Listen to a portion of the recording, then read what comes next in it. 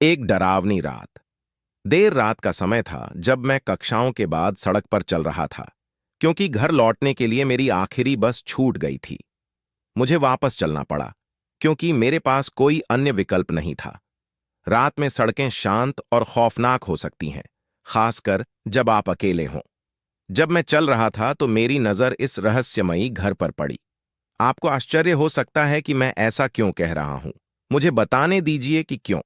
भले ही यह घर बहुत लंबे समय से खाली था, फिर भी इसमें बहुत रोशनी थी। मैं उत्सुक था और दरवाजे की ओर कंक्रीट के रास्ते से चल दिया। जैसे ही मैं उसके पास खड़ा हुआ, दरवाजा चरमराया और अपने आप खुल गया। मैंने अंदर झांक कर देखा। ऐसा लग रहा था मानो अंदर 1000 कमरे हों। मैं और अधिक देखना चाहता था। जैसे ही मैं वहां खड़ा हुआ और देखा, मुझे नहीं पता था कि कहां से शुरू करूं। मेरी जिज्ञासा मुझ पर हावी हो गई और मैंने निकटतम दरवाजे से शुरुआत की।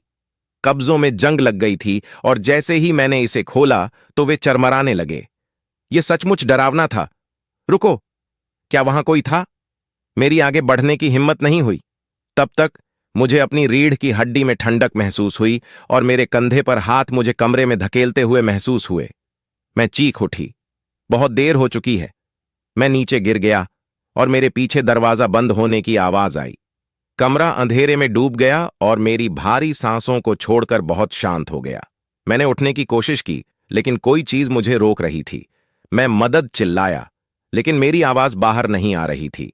मैं किसी तरह अपने पैरों पर खड़ा हुआ और दरवाजा खोलने की कोशिश की, लेकिन कोई फायदा नहीं हुआ। कमरे में मौजूदगी तो थी, लेकिन कोई नहीं था। मैंने बहादुर बनने का फैसला किया और कहा, हेलो, हेलो। लेकिन मैंने केवल अपनी प्रतिध्वनि सुनी। मैं दरवाजा खोलने की कोशिश कर रहा था जब अचानक मैंने ये जोर से चिल्लाने की आवाज सुनी। मैं मुड़ा और मेरे पीछे यह काली आकृति खड़ी थी। उसकी चुभने वाली लाल आंखें थीं जो बस मुझे देख रही थीं। मैं चिल्लाया और अगली बात जो मुझे पता चली वह मेरे चेहरे के इतने करीब थी कि मैं उसकी सांसों को सूंघ सकता था।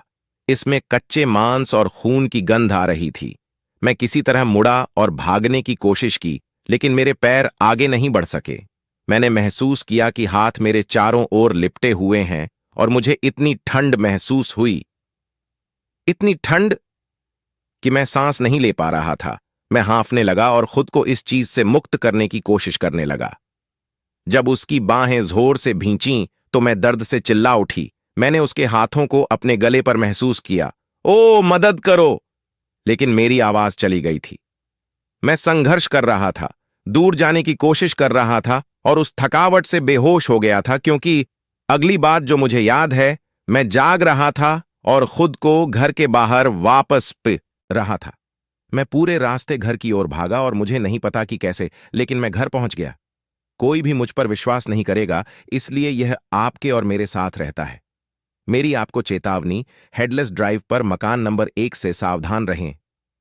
यह कहानी मनगढ़ंत है। यह आपके मनोरंजन के लिए था। कृपया लाइक करें। अंत।